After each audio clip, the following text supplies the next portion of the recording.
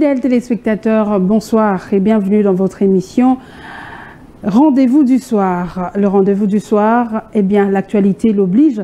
Nous allons aborder plusieurs sujets, notamment nous parlons de l'insécurité à l'est de la République démocratique du Congo. Nous parlons du processus électoral, mais également l'affaire député Mwanga Chouchou. Et puis, nous allons finir avec le remaniement du gouvernement. Avec qui nous allons en parler ce soir? Fidèles téléspectateurs, je reçois pour vous le député provincial Aldo Loadi, à qui je dis bonsoir. Bonsoir, madame. Merci de répondre encore une fois à notre invitation. Merci.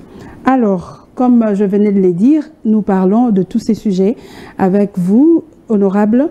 Nous commençons d'abord par l'insécurité à l'Est.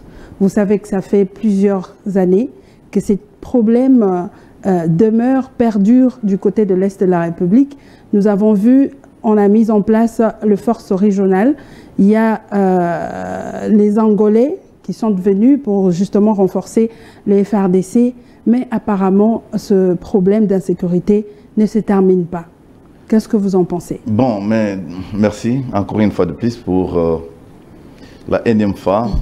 J'ai répondu à votre rendez-vous. Et comme vous voulez qu'on commence avec l'insécurité de l'Est, c'est un problème récurrent. C'est un problème qui préoccupe tout le Congolais. Vous savez, lorsqu'une partie de notre territoire se trouve dans l'insécurité, les informations qui nous viennent chaque soir, chaque matin, ne sont toujours pas bonnes. Alors. Et c'est encore sur ces plateaux que vous m'avez reçu, il y a cela quelques 2 ou 3 mois passés, ou 1 mois passé, où j'avais émis mon point de vue en disant je suis d'accord avec les forces régionales, mais pour quelle fin? Et je crois aujourd'hui, quand même, l'État me donne raison. J'ai cessé de me prononcer là-dessus. Je crois que le problème que nous avons, il est réel. Le problème, il est connu. Le problème, c'est nos matières premières, c'est nos terres, que nos frères de l'Est, c'est-à-dire l'Ouganda et le Rwanda, en particulier, veulent à tout prix prendre cette partie du territoire en otage. Mais en réalité, comme même le président français l'a dit lors de sa dernière visite au Congo, mais les problèmes, ce sont des multinationales. Ceux qui veulent nous prendre en otage, ceux qui veulent à ce que les matières premières du Congo, au lieu que ça sorte d'une manière officielle, c'est-à-dire à travers le gouvernement de la République, ils veulent les avoir par des personnes interposées, par un pays interposé, ce qui n'est pas acceptable. Alors, bon, est-ce qu'il faut que quel est le bilan qu'on peut faire à mi-chemin de ces forces régionales? Moi, je l'ai dit, pour ne pas mâcher mes mots, le bilan, pour le moment, il est négatif. Et comme il est négatif, que faut-il faire? C'est que j'avais proposé autrefois, le Congo est grand. C'est une partie du Congo qui est dans cette insécurité, mais que le président de la République, le gouvernement de la République doivent mettre tous les moyens nécessaires. Nous devons nous préparer. Le problème n'est pas un problème qui date d'aujourd'hui. C'est un problème qui date de longtemps. Que nous savons que notre pays est agressé. Et lorsque nous ne faisons pas beaucoup d'attention, ces pays sera ceux qui veulent les balkaniser, ils vont continuer leur bon nombre de chemins. Mais nous disons, ce qui est positif à ce qui concerne nous les Congolais, c'est que les Congolais, ils peuvent être divisés sur un certain nombre de points, mais lorsqu'il s'agit de notre nation, de l'unité nationale, sincèrement, les Congolais, en tout cas, au moins la majorité, parlent le même langage. Bref, pour moi, il y a, maintenant on a même parlé de l'Angola qui vient d'entrer en danse, parce que les cessez-le-feu n'avaient pas été respectés. Mais j'ai dit qu'il faudrait qu'on se prépare. Il faut que notre armée se mette en œuvre.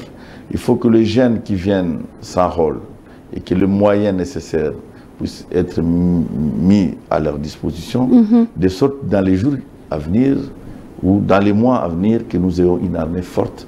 Et ce n'est que l'armée congolaise et que les Congolais qui peuvent résoudre ce problème. D'accord. Alors, Honorable, Oui. c'est vrai qu'aujourd'hui, nous avons la présence de cette force en République démocratique du Congo. La crainte est que cette force régionale puisse nous causer de problèmes comme dans le temps avec le Rwanda, que le président Kabila, de triste mémoire, a... Oui, oui, mais je crois que on n'est pas à la première expérience. Hein. Je crois que... C'est vrai qu'après la guerre, est-ce que ça ne peut pas nous coûter cher? Oui, oui, mais ce que j'ai dit, on n'est pas à la première expérience. Après l'indépendance, par exemple, rappelez-vous, après l'indépendance, lorsque les choses n'ont pas pu marcher au Congo, les Nations Unies avaient envoyé des troupes, des troupes des Nations Unies. Et vous savez comment ces problèmes, finalement, quelle a été la suite avec l'assassinat du tout premier ministre. Okay. Et après, en 97, 97, avec l'arrivée de Monzé, on a connu aussi le même problème. Il y avait les Zimbabwéens, les Tchadiens, il y avait les Centrafricains, si vous voulez, les Namibiens et même un peu des Sud-Africains qui étaient venus chez nous. Et je crois aussi, vous savez comment ça s'est soldé. Mais après ça, il y a eu les Nations Unies qui, jusqu'à aujourd'hui, et vous avez la référence, la Radio Okapi, qui s'est installée dans notre pays. Donc, je crois que, en réalité, en définitive, c'est toutes ces forces-là. Encore une fois de plus, pour les Congolais qui me suivent à ce moment, je n'y crois pas trop. Je ne crois pas trop. Vous posez les problèmes. Maintenant, les problèmes là, ce n'est pas seulement les problèmes, comment faut-il faire, et même en termes des commandements. Ça poserait un problème qui doit commander, quelle armée qui doit prendre, et quelle est la place de l'armée congolaise. Et on m'a même appris que, voilà, on a dit, voilà, lorsque ils s'interposent, on crée une zone tampon. Mais créer une zone tampon, en définitive, qu'est-ce qui va se passer par la suite? Donc je crois quand même que c'est pourquoi moi, vraiment ça, je lance un message au chef de l'État. C'est vrai que nous ne pouvons pas travailler en vase clos. Ça ne s'est jamais passé. Mais malheureusement, pour nous, je constate que nous avons quand même un complot. Ce complot, et même nos voisins qui ne sont pas un peu, si vous voulez, sincères avec nous. Parce que quand tu regardes ce qui se passe en Ukraine, tu vois toute l'Union européenne et les États-Unis en particulier mettre des moyens, on accompagne, on met tous les moyens nécessaires et ça se passe d'une manière transparente et sincère. Mais il s'est fait que pour nous, j'ai comme l'impression que les choses ne sont pas du tout, si vous voulez, ne se passent pas, au moins du côté de ceux qui viennent nous aider. La preuve, c'est que le cessez-le-feu qui n'est pas respecté. Macron était ici. Il a même annoncé. Il a donné même une parole d'honneur. Et le président de la République lui a dit que je vous prends au tien en mot. Et j'espère que c'était les 3 ou les 4. Donc bref, ça va nous créer encore beaucoup de problèmes. C'est pourquoi moi j'ai dit, c'est la solution pour le moment. Nous ne pouvons pas vouloir une chose et son contraire. Nous voulons qu'il y ait la paix. Nous voulons qu'il y ait le cessez-le-feu. Nous voulons que les bandits, si vous voulez, les terroristes qui sont comment dire, soutenus par l'armée rwandaise plutôt, mais en réalité sont des multinationales parce qu'ils veulent avoir la matière, pour ne pas reprendre ce que j'ai déjà dit tantôt, avoir ces matières premières par un pays interposé, ce qui jouent là. Donc pour moi, je crois que ce qui est plus important pour le moment, c'est que nous nous préparons, nous faisons avec ce qui est là. Donc, comme si vous voulez, une solution de fortune, si ça peut nous sortir, tant mieux, mais les vrais problèmes ne peuvent être réglés que par les Congolais eux-mêmes. D'accord. Alors, honorable, c'est vrai que vous dites que le vrai problème doit être réglé par les Congolais eux-mêmes. Est-ce que cette diplomatie que le chef de l'État est en train de faire, ça ne pourrait pas marcher avec la diplomatie? Non, je n'ai pas dit ça. Non, non, non. Madame, je n'ai pas dit ça. Mais parce que lorsque vous dites que régler l'armée, donc on va se lancer par rapport à la guerre. Même lui... Déclarer la guerre au Rwanda. Bon, moi, je ne serais pas gêné, sincèrement. Je ne serais pas gêné. Et je pense que le Congo ne peut pas continuer à supporter cet état des choses. Nous aurons des élections. Maintenant, tu vois, sur le plan économique, la monnaie est en train de la dépréciation monétaire avec comme conséquence la hausse des prix. Donc, aujourd'hui, et tout ce que nous avons comme priorité, la guerre. Il faut mettre fin à la guerre. La guerre demande des moyens matériels, des moyens financiers, des moyens humains. Avec tout ça, si nous ne pouvons pas prendre des dispositions, si nous ne pouvons pas nous préparer, nous risquons de rester longtemps dans ces regains de violence qui ne pourra pas permettre à notre pays de décoller. Alors, une solution de l'amiable, dit-on, demander à ce pays voisin de venir parce qu'ils envient nos matières premières. Mais à l'amiable, et puis parler à l'amiable, voir comment faire. Lorsqu'on parle d'EAC, nous parlons de toutes comment ces sommets. Dernièrement, le président de la République était à, comment dirais-je, à Addis Abeba, en Éthiopie. Mais je crois que le président de la République, son gouvernement, si on appelait le pays concerné, on se dit, bon, on se met dans un truc gagnant-gagnant, vous gagnez ceci, nous gagnons ceci, et puis voilà, exploiter nos matières premières. Est-ce que cette guerre va pas finir? Madame, mais les choses, d'une manière normale, ça ne peut que se passer de cette manière-là. Mais est-ce que les autres l'entendent de cette façon? Non, malheureusement. Non, malheureusement. Hein, nous sommes de bonne foi. Je crois que ce que nous subissons, c'est inacceptable. Le Congolais, je ne vois pas, c'est un peuple paisible. Un peuple bien. Mais malheureusement, c'est à cause peut-être de cette attitude et aussi un pays qui est très grand, avec tout ce qu'il y a comme implication, avec qui a comme complicité, nous allons y arriver, ce qui nous pose problème. Donc nous sommes victimes de nos propres richesses. Parce que nous avons un pays grand qu'il faut, et il me semble, pour clôturer peut-être sur ces points-là, il me semble même, j'ai suivi dans les réseaux sociaux, que j'ai dit bien, je ne confirme pas que j'étais là, il me semble que le président, l'ancien président français, est venu dire au président de la République, voilà, Sarkozy, que voilà, c'est le problème que vous avez, n'oubliez pas que vous avez un pays grand, avec beaucoup d'étendue, mais les voisins, les Rwandais en particulier, en difficulté, pourquoi vous ne pouvez pas leur donner de l'espace pour y habiter, il me semble. Deuxième problème, il dit, bon, vous savez que votre pays est tellement grand, mais paradoxalement, vous avez des richesses tout au long de vos frontières avec les voisins. Et ces richesses-là, pourquoi vous ne pouvez pas les partager? Mais je me pose là comme question, est-ce que Sarkozy peut tenir un discours? Mettons-nous que le Congo était la France. Là, il partage les frontières avec la Belgique et d'autres, l'Allemagne, la Suisse de l'autre côté.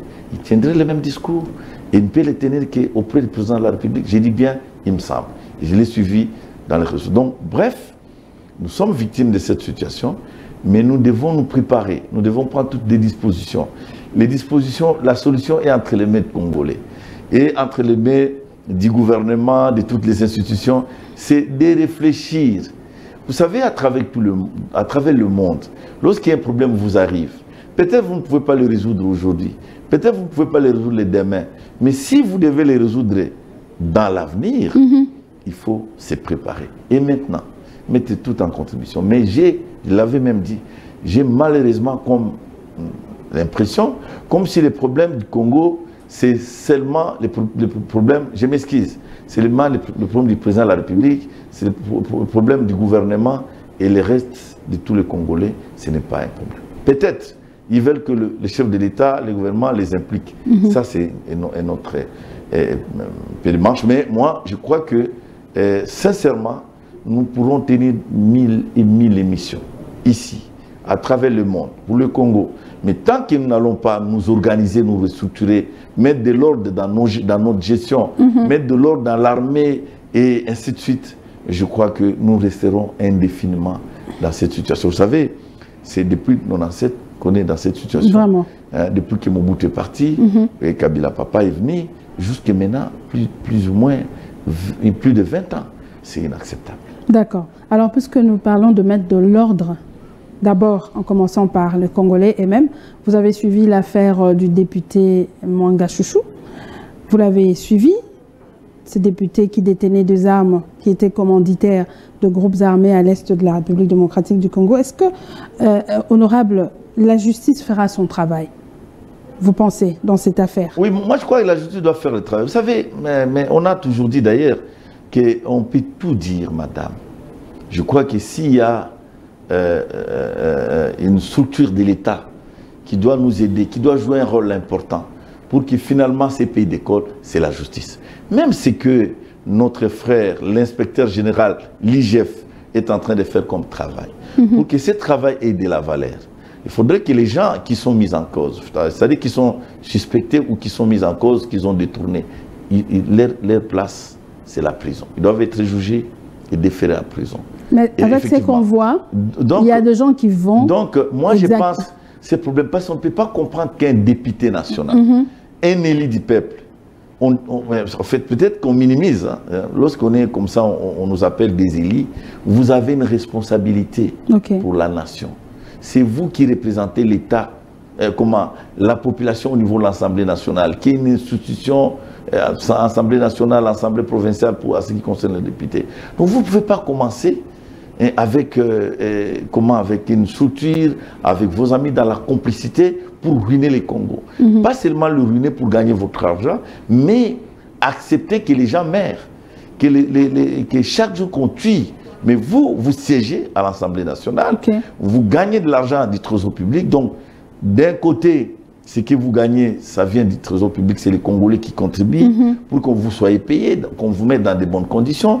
Mais de l'autre côté, vous partez ces peuples, vous contribuez à ce que ces peuples soient martyrisés, ruinés, tués, hein, et vous avez encore de l'argent, des sangs humains.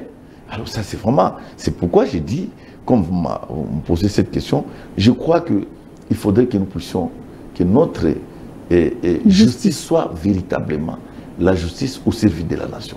Parce que si nous voulons une chose et son contraire, quelqu'un qui a tué, quelqu'un qui a détourné, quelqu'un qui a posé des actes contre la loi, et après-demain, il est gracié, et après-demain...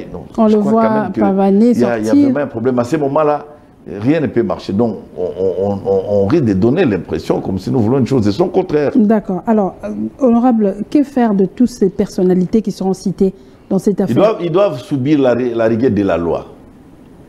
Ce sont des gens d'abord, et tous c'est parce qu'il me semble, le président Bosso a dit, même dans un entretien à travers, dans l'Union sacrée, il connaît, ou on connaît certains, ce n'est pas seulement, il n'est pas le seul qui est impliqué dans cette mafia. Il y a même d'autres députés qui sont cités. Il y a d'autres députés, ils doivent être dénoncés.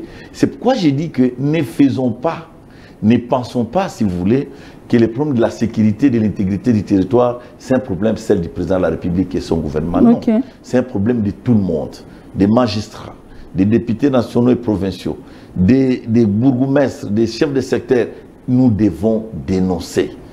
Tout le monde qui est impliqué doit être dénoncé, doit être jugé et déféré de la... Et moi, je vais aller plus loin, je crois même qu'il faudrait que le président de la République prenne un décret pour créer, je ne sais pas moi comment ça peut se passer sur le plan de la justice, pour créer une justice spéciale pour ça. Une justice spéciale. Pour tous ceux qui trahissent le Congo. Vraiment.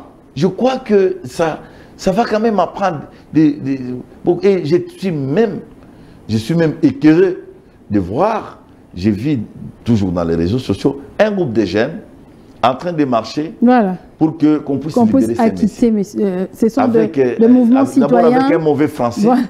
Dans la rue, mouvements citoyens qui sont en train de manifester. Je dis finalement, je ne sais pas c'est quelle jeunesse pour le Congo de demain. Je crois qu'au moins il y a quand même un problème à ce niveau. D'accord. Alors, nous quittons ce sujet pour parler du processus électoral.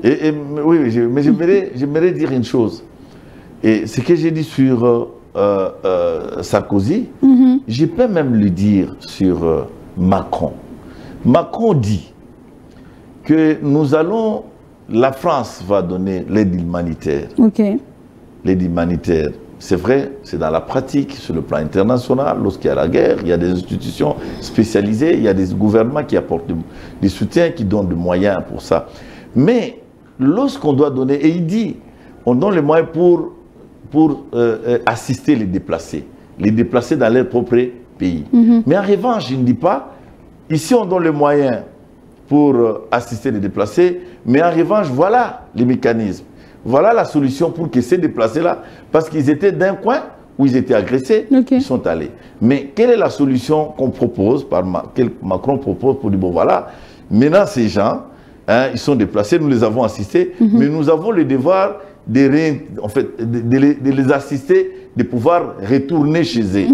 Retourner chez eux, ça veut dire qu'ils occupent leur place de territoire. C'est-à-dire mettre des moyens au gouvernement de la République, des moyens conséquents pour qu'on puisse mater cette rébellion, qu'on puisse mater ces terroristes, pour que finalement le Congo retrouve son intégrité nationale. Mais il ne le dit pas. Voilà. Et il ne propose rien. Ok. Alors, honorable, nous parlons processus électoral. Ouais. La CENI, la Commission électorale nationale indépendante, pense d'abord à la paix avant les élections. Êtes-vous de même avis? Bon, moi je crois qu'il n'y a pas quelque chose qui est précieuse que la paix pour une nation, pour une république. Donc moi je crois quand même que pour aller aux élections, il faudrait que nous soyons dans la paix, parce que les élections, il faut la passer dans la paix. Faut les passer les élections doivent se dérouler, si vous voulez, dans la paix. N'oubliez pas que le pays est grand et il est pratiquement une grande partie où les grandes parties sont enclavées. Il faut qu'il y ait la paix partout et à l'Est en particulier. Mais maintenant, les problèmes qui se posent à ce niveau, nous avons maintenant un problème de problèmes. Il nous reste 9 mois. C'est-à-dire, si je me mets dans la peau du président de la République, c'est qu'il doit résoudre les problèmes comment dirais-je, il doit résoudre les problèmes de l'insécurité, de l'intégrité du territoire, mettre le force de défense et de sécurité de sorte que nous puissions retrouver, peu importe comment on peut trouver cette solution. Ça, c'est un problème qui peut lui préoccuper, qui lui préoccupe d'ailleurs. Mais de l'autre côté, il y a aussi un autre problème, c'est que nous arrivons à la fin, il y a un problème de sa légitimité. Bon, si la classe politique peut se mettre d'accord pour dire, bon voilà, il y a la guerre, il y a ceci... Bon, déjà, il y a d'autres opposants qui sont en train d'emboîter le pas à la CENI. Nous avons suivi Ifoku. Je continue, madame. D'accord. Alors, à ce moment-là, on dit, bon voilà, nous nous mettons d'accord et résolvons, nous pouvons, les lois et tout, ce sont les hommes qui les mettent sur pied. Ce sont les hommes également qui peuvent s'entendre pour trouver une solution. Mais au regard de ces deux réalités qui se pointent ou que nous vivons, que nous allons vivre dans les jours qui viennent, il y a quelque chose qui me vient tout de suite pour dire que voilà, est-ce que si nous partons aux élections, qu'il y a une partie du territoire qui est occupé, voilà. Est-ce que cela aura de l'incidence majeure sur le processus électoral? Ça, c'est le problème et le vrai qu'il faut se poser. Si, et les résultats, si nous disons, bon, nous y allons, les résultats, est-ce qu'il pose un problème? Je me rappelle qu'en 2018, par exemple, Lumbi, à la veille, il y a eu des émeutes, il y a eu des événements. Qu'est-ce qui s'est passé finalement? On est allé aux élections et après on a organisé. Et même à l'Est, je crois en 2011, si je ne m'abuse, on avait aussi des problèmes similaires. D'accord. Alors, si ça n'a pas vraiment l'incidence majeure, on peut y aller. Mais si ça doit vraiment hypothéquer le processus dans son ensemble, à ce moment-là, c'est aux politiciens, c'est-à-dire aux institutions de la République et à la classe politique, si vous voulez, qui doivent se mettre autour d'une table et réfléchir et élever les options. D'accord. Alors, je pense à l'organisation des examens d'État. Nous avons vu, il y a d'autres partis qui ont commencé en retard. Il y a Kinshasa qui avait déjà commencé les examens d'État. Est-ce qu'on ne peut pas faire comme ça avec les élections? Et aussi je vais même aller plus loin. Vous savez, même maintenant, revenons sur ce qui se passe aujourd'hui. Le pays, nous sommes en guerre, n'est-ce pas? Parce que une partie est dans cette situation un peu délicate. Mais vous constatez que l'enrôlement est en train de se passer, non? L'enrôlement se passe, mais Quand vous regardez, je crois qu'il y a 3 ou 4 territoires qui ont vraiment des problèmes très sérieux. Mais à l'Est, j'ai suivi aujourd'hui sur... il y a une partie. Sur Radio Okapi, où il y a une partie, Anitouri par exemple, et d'autres qui demandent que, parce que la CENI a accordé 15 jours supplémentaires, comme ils l'ont fait autrefois sur la partie ouest, pour qu'on puisse, si vous voulez, continuer à enrôler. Et un Congolais qui a pris parole, qui a dit non, je crois que 15 jours, c'est paix. Il faut nous accorder plus ou moins 3 mois. Et ces 3 mois, ça va permettre, avec tout ce que nous avons, d'abord l'insécurité d'une part, de l'autre côté, les machines elles-mêmes posent problème des fois. Mais déjà, le calendrier électoral va poser problème. Voilà. Donc, bref, je crois que le processus électoral doit être évalué. Évalué par rapport aux moyens qu'ils disposent, par rapport aux actes qu'ils posent, par rapport aux opérations qui se déroulent, mais aussi par rapport à la situation de notre pays et à la situation de la sécurité de notre territoire. Est-ce qu'aujourd'hui, on ne peut pas donner raison à Kagame, qui a dit, il y a de cela quelques mois, que le président de la République est en train de chercher comment glisser pour ne pas organiser les élections? Non, non, mais lui-même, Kagame ne peut pas donner une leçon. Lui, c'est un dictateur. Moi, je ne peux pas répondre à cette question d'un dictateur. On ne peut pas comparer Félix Tshisekedi ou je ne sais pas moi, Félix Tshisekedi à Kagame. Kagame, c'est un autocrate. C'est un dictateur, c'est un sanguinaire. Lui, tout ce qu'il peut faire, c'est, à longueur de journée, c'est de réfléchir comment perturber, comment s'ingérer dans les problèmes du Congo, parce qu'il a un intérêt. L'intérêt, c'est pour lui, il veut voir le Congo dans cette situation difficile, dans cette situation de guerre, dans cette situation d'ingouvernabilité, pour qu'il puisse tirer profit. Donc je n'aimerais même pas répondre à la question de Kagame. Ok. Alors... ou à la préoccupation, si vous voulez. D'accord. Plusieurs opposants sont en train d'emboîter le pas à la CENI. Vous avez suivi, j'ai parlé de Marie-Josée Ifoku, qui demande une transition. Est-ce que ce n'est pas pour partager le gâteau après? Mais vous savez, la transition, bon, je vais bien, mais il y a de ceux-là qui demandent le dialogue. De par l'expérience, lorsqu'on se trouve dans une situation de transition, ce sont les mêmes opposants, parce que moi je suis de l'Union sacrée, non? Voilà. Ce sont les mêmes opposants qui viendront dire que non, Tshisekedi, c'est terminé, tu n'as plus de légitimité, c'est voilà, des marches à gauche, des marches à droite. Moi je pense que soyons conséquents et responsables. Et je vous ai dit, sincèrement, pour moi, tout le problème qui se pose dans notre pays ou à travers le monde, il faudrait que les hommes et les femmes sont censés de réfléchir d'une manière responsable. Mais une transition ferait l'affaire. Par moment, mettre les sentiments de côté. Moi, j'ai dit ceci, si je peux me répéter. Nous avons des problèmes pour clore ces débats. Nous avons les mandats qui se pointent à l'horizon. Il ne nous reste pratiquement que 9 mois, selon notre constitution. D'une part. D'autre part, nous avons le problème comment dire, du processus électoral, mais qui est lié à l'insécurité de l'Est et d'autres réalités. Moi, j'ai dit, continuons, évoluons. Là où nous avons des difficultés, mettons-nous ensemble, réfléchissons et continuons. Parce que si nous devons se dire, bon, tel vient et dit ceci, l'autre dit cela, et après nous nous trouvons et que le processus ne peut pas évoluer, et que la guerre ne peut pas se terminer, nous risquons de nous trouver dans une situation complexe. C'est pourquoi j'ai dit que gérer, c'est prévoir. Réfléchissons maintenant. Que faut-il faire? Je vous ai dit, en 2018, nous sommes allés aux élections, il y a une partie du territoire, quand bien même c'était un territoire, Numbi, ou un secteur, je crois, les élections ont été décalées, ont été suspendues. On peut trouver une formule en disant, voilà, cette partie qui est, c'est une des hypothèses.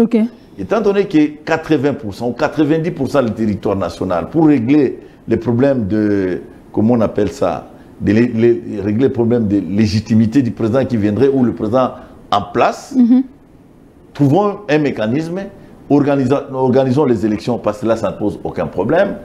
20 ou 30 sièges pour les quelques territoires qui sont pris en otage par la rébellion. On va le faire après. Nous pouvons les décaler et dès que la situation est décantée, on revient. Ce sont des expériences qu'on a déjà vécues et j'ai dit, là où il y a les hommes, on réfléchit et on donne des idées. Sinon, on risque d'être bloqué. D'accord.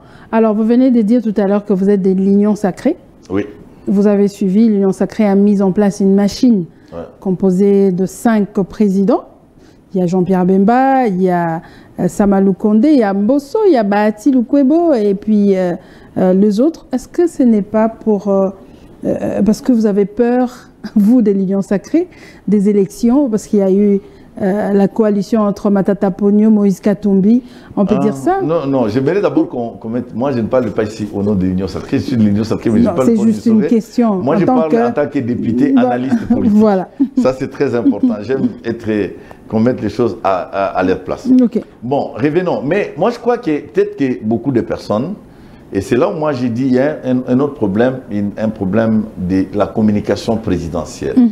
Je vais m'expliquer. Je crois quand même que peut-être avant qu'on annonce le gouvernement ou qu'on annonce les remaniements, je crois qu'au niveau de la présidente de la République ou au niveau du gouvernement, si vous voulez, on allait mettre tout un mécanisme communicationnel pour informer l'opinion pourquoi nous devons faire les remaniements.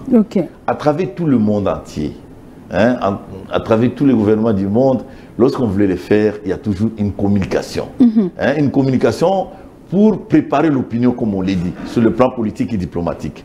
Je vais m'expliquer. Pourquoi j'ai dit ça? Parce que les gens ont ignoré que le président de la République, à un moment, lorsqu'il s'est désengagé avec le président Kabila, finalement, il s'est retrouvé autour de Moïse Katumbi, leader de l'ensemble, du président Jean-Pierre Bemba, MLC Ali, vous savez que ce sont des anciens Lamouka. Nous également avec le président Mabaya, peut-être on en parle de moins en moins, mon président, le président Rombo Foumani, dans l'ACC. Nous tous, hein, on était dans Lamouka et finalement, lorsque le président lance un appel pour dire, bon, je me désengage avec FCC Cash, j'ai créé une union sacrée. Alors, les autres qui ont mordi, nous également, comme je l'ai dit, finalement, vous avez suivi que Moïse, président Moïse, avait des ministres dans ce gouvernement. Les ministres du plan, je ne donne que des exemples, ministre du plan et le ministre du transport. Voilà. Le président Bemba avait aussi des ministres. Ici, je ne parle pas du bilan, je parle seulement de là où nous sommes. D'accord. Mais après, on voit que le président Katumbi se retire. Il dit, moi, net, avec, comment dirais-je, avec l'Union Sacrée, j'ai créé l'ensemble, je ne suis pas de la Mouka, ni de l'Union Sacrée, je me prépare pour les élections. Et vous avez vu, ces fidèles sont restés, mais et les autres qui ont pensé qu'ils doivent rester, notamment les ministres de l'enseignement supérieur, il a ses raisons, et les vice-premiers ministres, ministres des Affaires étrangères, ils sont restés. Ça veut dire qu'à un moment donné, le gouvernement, il fallait les remanier. Les remanier, ça c'est pour remplacer ceux qui sont partis. Ça c'est un de deux. Rappelez-vous, il y avait aussi un ministre de Bahati qui était mis en cause et qui a été déchu par l'Assemblée nationale. Le ministre de l'économie. Voilà. Donc, je crois 3 ou 4 ministères qui posaient déjà problème. Et dans les mécanismes, vous avez vu que ce sont les ministres, par exemple, le ministre des Finances jouait l'intérim du ministre de l'économie, ainsi de suite. Bref, on devrait remanier, non? Ça a pris du temps. C'est là où j'ai dit, on n'a pas pu expliquer à la population que voilà, nous avons l'obligation de faire un remaniement technique, pour remplacer les ministres qui sont partis, qui sont des grands ministères, ministre du plan, ministre du plan et le ministre du transport, mais aussi avec tout ce qu'il y a comme guerre. Vous savez que le remaniement lui-même fait partie, hein, si vous voulez, des mécanismes et des gestions. Alors, le président de la République, je ne suis pas dans lui, il s'est dit, bon, voilà, c'est une opportunité pour moi de chercher, de faire des aménagements techniques. Je prends un exemple du ministère des Sports, où on a pris notre frère aîné, un grand journaliste, Kabulo, avec l'expérience. Vous savez combien les Congolais en avaient marre, finalement, surtout les footballs.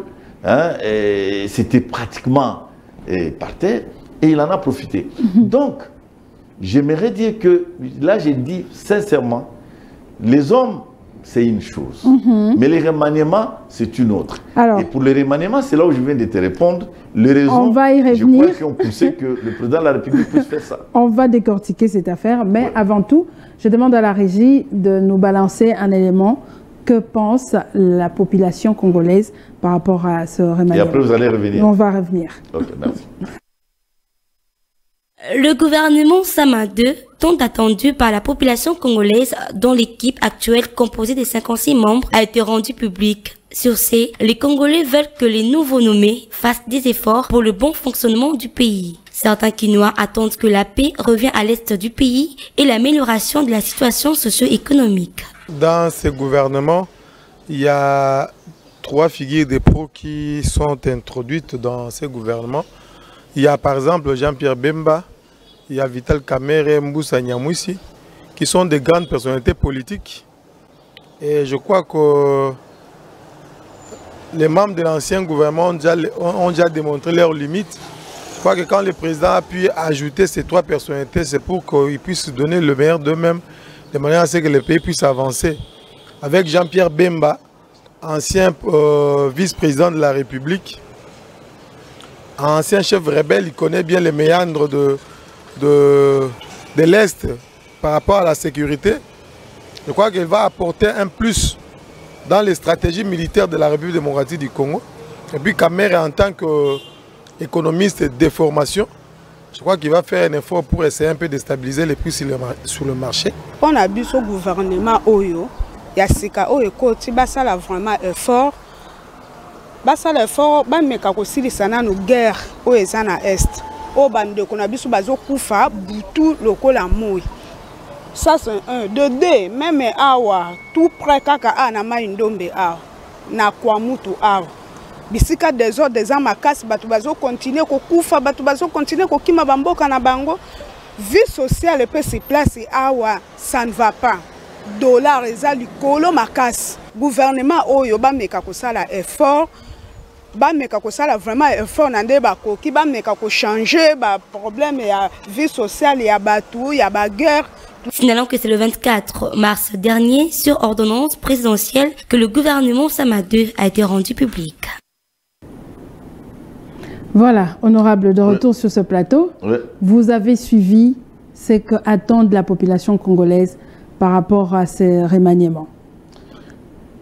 Oui, oui. D'abord, je constate la première chose. Il y a des choses. Il y a l'aspect, la situation sociale. Voilà. L'insécurité et après les personnes qu'on a mis dedans.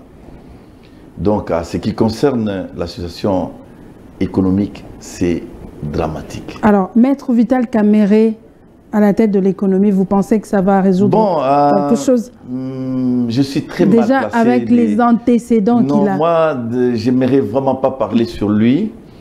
Sincèrement, je dois te le dire. D'abord, avec tout ce qu'il y a eu comme procès. Dans d'autres nations, je crois quand même que le président allait vraiment un peu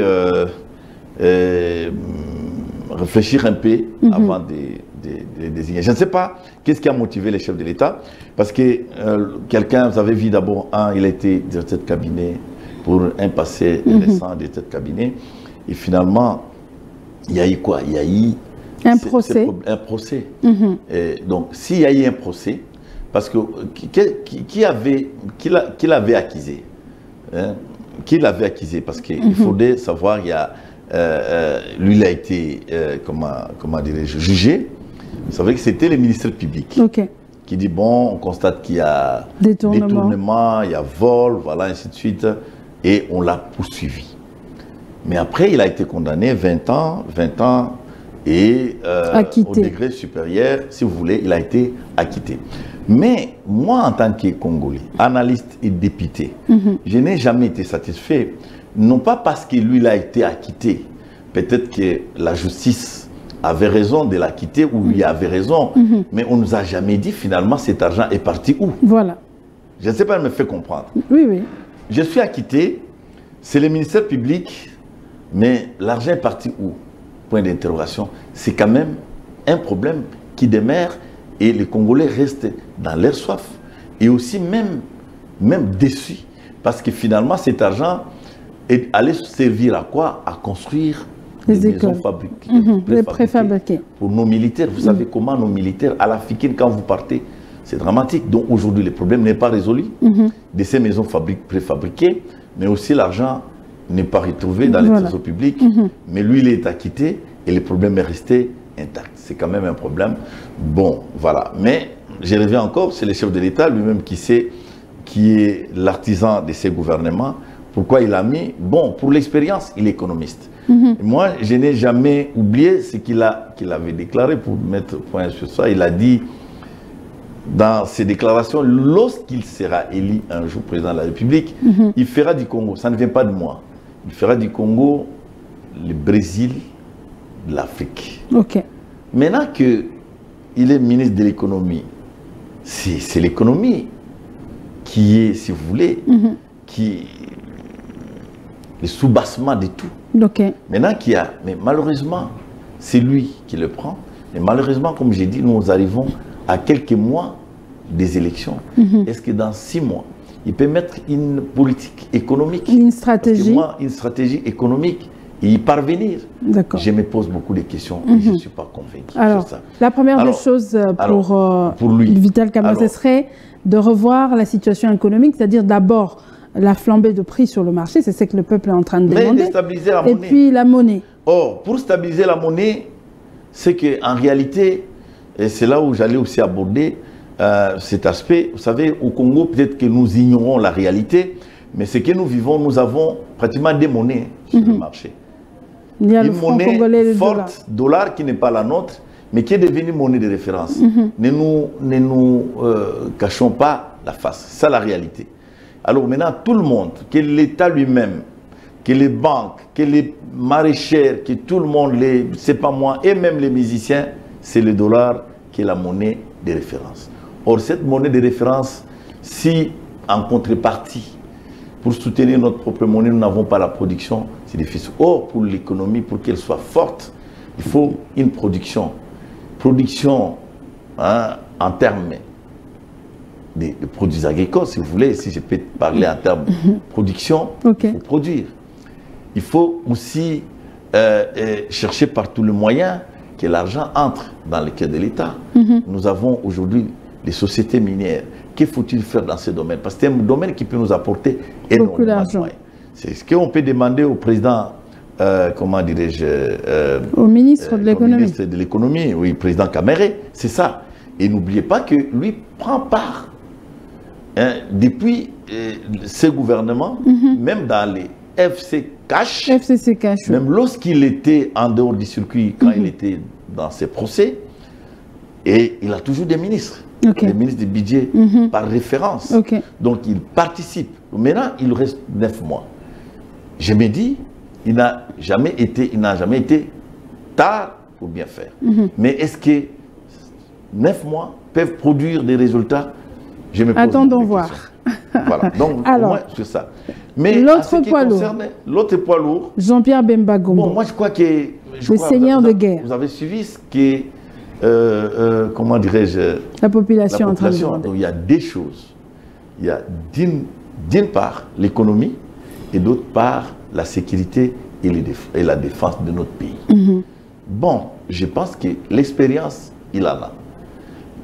L'expérience en termes de guerriers, l'expérience en termes de gestionnaires, il a été déjà vice-président de ces pays. Ils ont quand même, il a travaillé ensemble avec le président Joseph Kabila, avec le président Rouberois, avec tous les autres. Je crois qu'ils sont parvenus quand même à organiser les élections.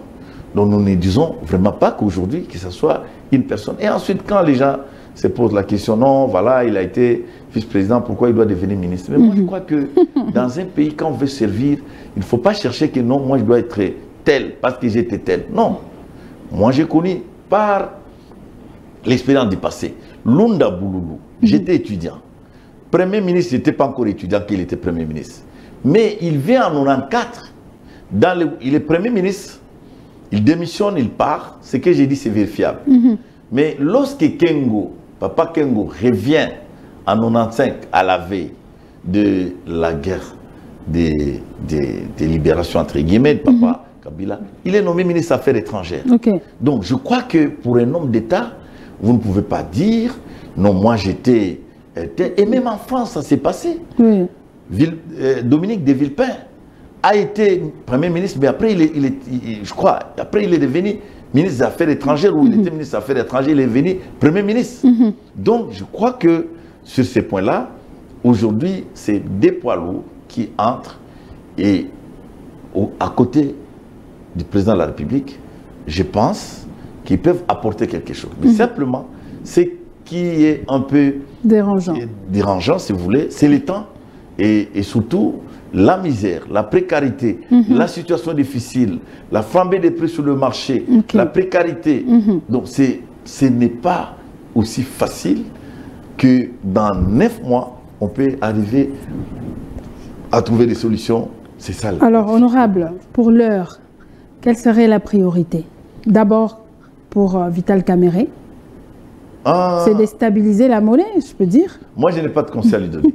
Non. Je n'ai pas de conseil à lui donner. Bon, c'est un ancien ministre, c'est un président de l'Assemblée nationale, c'est un économiste, c'est un ancien directeur de cabinet chef de l'État. Je crois qu'il a tous les bagages sur le plan intellectuel de dire, voilà, là où il peut commencer.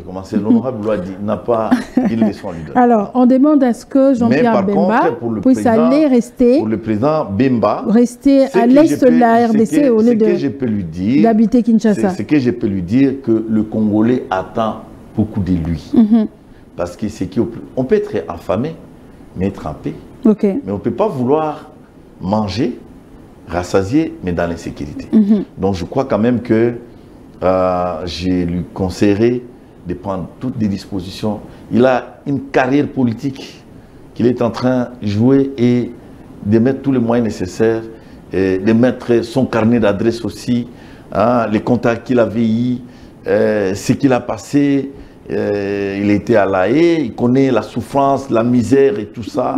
Je crois que ce qui préoccupe, avant même de parler des élections, comme vous l'avez dit, nous l'avons démontré à travers cette émission, c'est d'abord la paix, la sécurité et l'intégrité de tout notre territoire. D'aucuns pensent qu'il devait aller habiter l'Est de la RDC. Normalement, je ne trouverai aucun inconvénient. Au lieu de rester à Kinshasa. D'ailleurs, c'est même, pour moi, c'est même préférable. Je crois que si il doit être derrière les troupes, il doit veiller sur ce qui se passe. Je crois que, et ça jouerait même dans les mentales de nos compatriotes qui se trouvent à l'Est, martyrisés, qui se trouvent dans une situation de précarité. D'accord. Alors, on termine avec l'autre poids lourd, c'est le ministre du Sport. Kaboulo Mwana Kaboulo, qui ne fait que critiquer, comme on le dit, le ministre de Sport sortant et tous ceux qui sont passés aujourd'hui.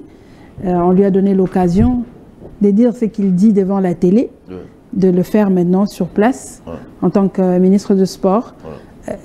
Quelle chance il a? Moi je pense que, encore une fois de plus, je crois qu'il a plus d'expérience que tous les ministres qui sont... Moi j'étais tout jeune que je l'ai connu. Je suis arrivé à l'université, je l'ai connu. J'ai terminé, je travaille, je l'ai connu.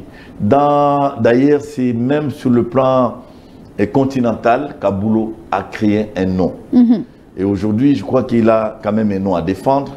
Et je les vois comment il se bagarre, même lorsque, vous savez, il y a des choses qui unissent les Congolais. Il y a l'unité nationale elle-même, mais à travers cette unité nationale, il y a une deuxième chose qui unit les Congolais, c'est le sport, et particulièrement le football. Et lui, il a comme spécialité le football.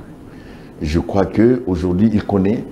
Moi, j'ai toujours dit la difficulté souvent auxquelles nous sommes confrontés dans les domaines des sports, que lui décriait à tout moment, c'est que le gouvernement n'avait pas de moyens à temps, et on ne donne pas l'occasion aux athlètes de s'entraîner, on ne donne pas l'occasion aux entraîneurs de pouvoir avoir un logis ici, des moyens nécessaires. Maintenant, il a tout. Et il doit maintenant, et moi, à sa place, c'est qu'il doit chercher par tous les moyens que ce qui est arrivé à d'autres ministres ne lui arrive pas. C'est qu'il a toujours décrié. Voilà, que les moyens soient mis à la disposition. Et moi, je lui dis, si ça continue, pour l'applaudir, je le verrai démissionner. S'il ne démissionne pas et qu'il continue, mais que notre football, que notre discipline reste dans l'état où il se trouve, alors je dirais que le Congo n'a pas de chance. Le Congo n'a pas de chance. Voilà. Alors, honorable Loadi, merci de répondre à toutes nos questions. Un dernier mot. Un dernier mot, je tiens à m'accorder l'occasion de féliciter, en fait, de remercier mon président de mon parti politique, c'est lui qui m'a amené en politique. Je n'ai cessé de laisser un député national honorable Rombo, qui se bat nuit et jour, si vous voulez, avec tout ce que nous avons comme problème dans notre territoire. Chaque matin, on nous appelle de gauche à droite, les routes qui sont abîmées, les ponts qui n'existaient plus, les écoles, les enfants dorment, comment ils étudient par moment, il pleut, les enfants ne peuvent pas, et lui met le peu qu'il a et à la disposition, si vous voulez, de cette jeunesse. C'est un homme, malheureusement, j'ai toujours regretté, que peut-être que ce n'est pas quelqu'un qui aime parler comme les autres, mais ce qu'il fait, Rombo Fumane, ce qu'il fait, que Dieu les protège et les garde. C'est énorme pour notre territoire et pour notre pays. Je crois qu'un jour, il sera utile pour notre pays à un autre niveau, pourquoi pas. Sinon, je remercie la chaîne, je vous remercie. Continuons à réfléchir pour notre Congo. Le Congo est beau et prospère. J'espère qu'un jour, nous aussi, d'une manière ou d'une autre, nous y contribuerons. Merci. D'accord. Fidèles téléspectateurs, c'est avec ce mot du député provincial Aldo Loadi, élu du Kwilu, que nous clôturons cette émission. Merci à vous de nous suivre de partout où vous êtes. Merci à mon équipe technique, André Capoge. Merci à Papa Freddy. Merci à tous ceux qui nous ont suivis à travers cette émission. On se retrouve très prochainement avec un autre numéro. Bye bye.